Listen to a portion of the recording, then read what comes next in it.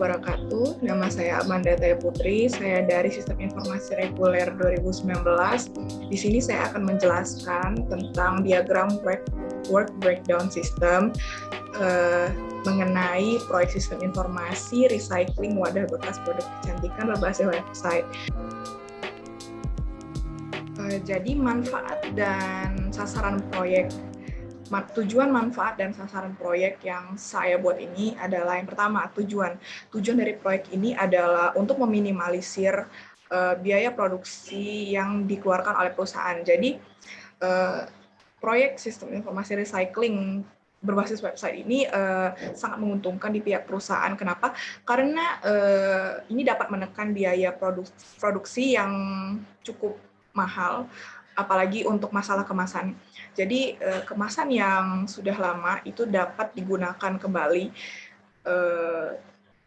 sebagai produk baru yang nantinya akan di-recycling oleh perusahaan tersebut. Dan sasaran yang saya tetapkan itu adalah perusahaan-perusahaan kecantikan, terutama perusahaan yang bergerak di bidang kecantikan seperti kecantikan kulit seperti skincare or something, itu menjadi sasaran utama saya untuk memakai sistem ini. Lalu manfaat yang dapat diambil yaitu adalah pertama, bagi perusahaan itu sendiri. Seperti yang saya bilang tadi, manfaat bagi perusahaan itu adalah terbantunya mereka dalam menekan biaya produksi dan juga dalam mensukseskan campaign terhadap global warming awareness. Jadi beberapa tahun belakangan itu sudah gencar dielukan tentang global warming yang sudah menjadi topik perbincangan kita sejak beberapa dekade terakhir. Jadi menurut saya ini sangat bermanfaat, apalagi untuk membantu kita untuk menghijaukan kembali bumi kita. Jadi pertama-tama saya akan menjelaskan terlebih dahulu diagram awalnya. Baiklah, jadi pertama-tama di proyek sistem informasi recycling bekas wadah produk kecantikan berbasis website ini terdapat 5 tahap. Yaitu yang pertama adalah perencanaan konsep dan sistem, yang kedua analisis sistem, yang ketiga perencanaan sistem, yang keempat evaluasi dan penetapan sistem, dan yang kelima adalah implementasi. Bisa dilihat bahwa saya di sini menggunakan metode SDLC sebagai metode yang saya pakai untuk proyek ini. Lalu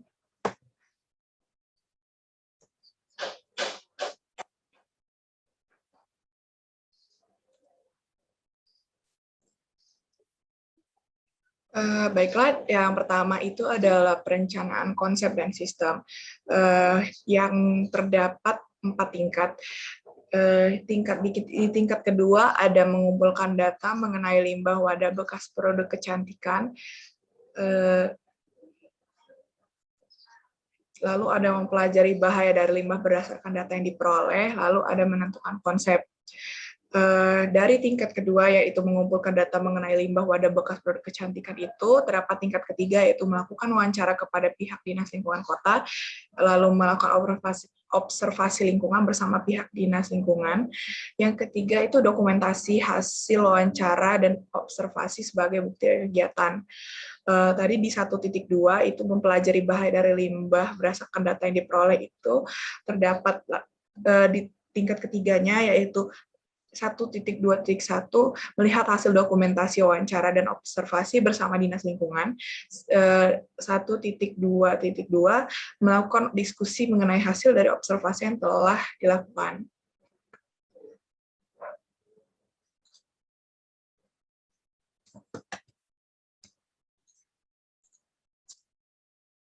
Lalu dari tingkat ketiga yang kita lihat tadi itu ada di poin 1.1.1 melakukan wawancara kepada pihak dinas lingkungan kota. Terdapat tingkat keempatnya yaitu poin 1.1.1.1 membuat list pertanyaan dari kuesioner untuk wawancara. Lalu 1.1.1.2 menghubungi pihak dinas sosial dan buat janji. Lalu yang ketiga itu ada 1.1.1.3 mendapat konfirmasi ketersediaan wawancara dan observasi. Lalu pada tahap analisis sistem, terdapat tingkat kedua yaitu 2.1 menganalisis kebutuhan sistem, 2.2 menganalisis risiko, 2.3 membuat keputusan. Berhubung ini adalah sistem yang akan baru dibuat, jadi kita akan langsung menganalisis kebutuhan sistem yang akan dipakai saat sistem kita nanti dibuat. Yang pertama itu ada poin 2.1.1 mempelajari dokumentasi mengenai observasi dan wawancara yang sudah diambil. Poin 2.1.2 menetapkan kebutuhan sistem recycling wadah bekas produk kecantikan. Lalu poin 2.1.3 dokumentasi hasil akhir dan tahap analisis kebutuhan.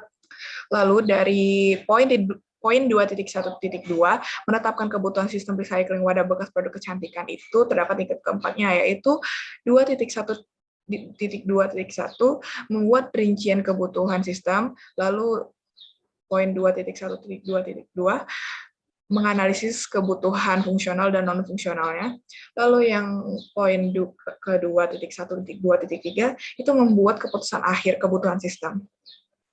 Lalu pada tingkat 2 tadi kita sudah melihat ada poin 2.2 yaitu menganalisis risiko.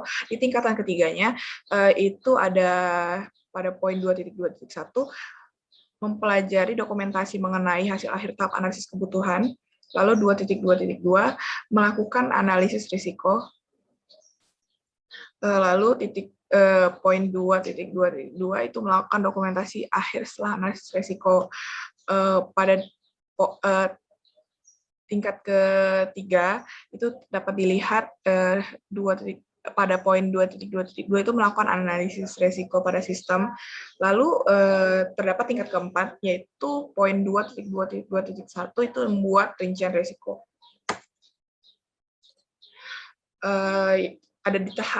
Lalu ada tahap ketiga yaitu perancangan sistem.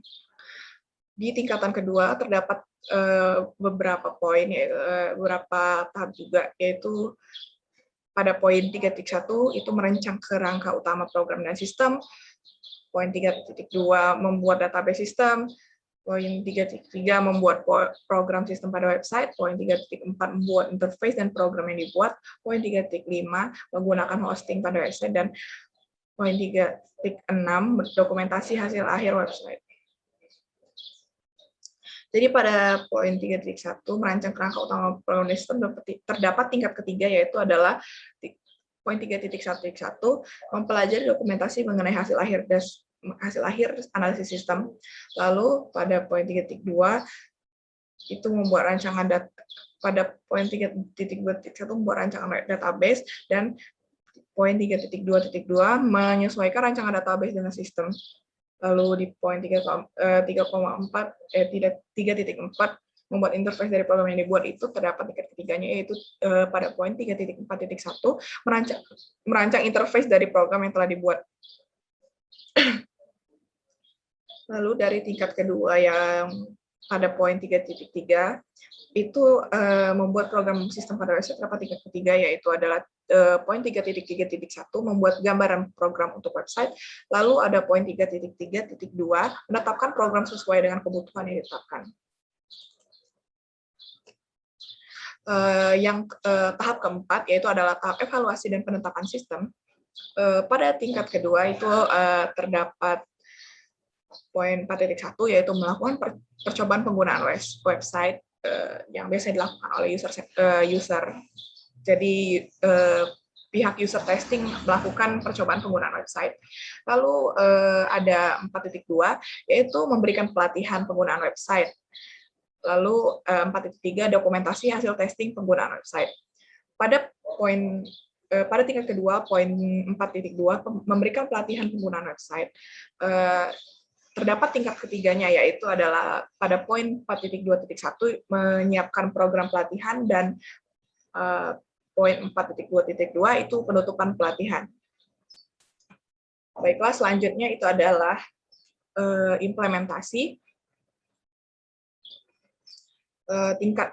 Ini adalah tahap kelima ya, yaitu implementasi. Jadi pada tingkat kedua itu terdapat poin 5.1 menyiapkan perangkat keras pendukung sistem, lalu poin 5.2 menyambungkan perangkat kepada admin sistem, lalu poin ke 5.3 maintenance system, lalu poin ke 5.4 itu penutupan proyek, lalu poin 5.5 itu dokumentasi hasil akhir proyek sistem. Pada tingkat kedua itu lebih tepatnya pada poin 5.1 menyiapkan perangkat keras pendukung sistem, itu terdapat tingkat ketiganya yaitu poin 5.1.1 membeli perangkat keras sesuai spesifikasi.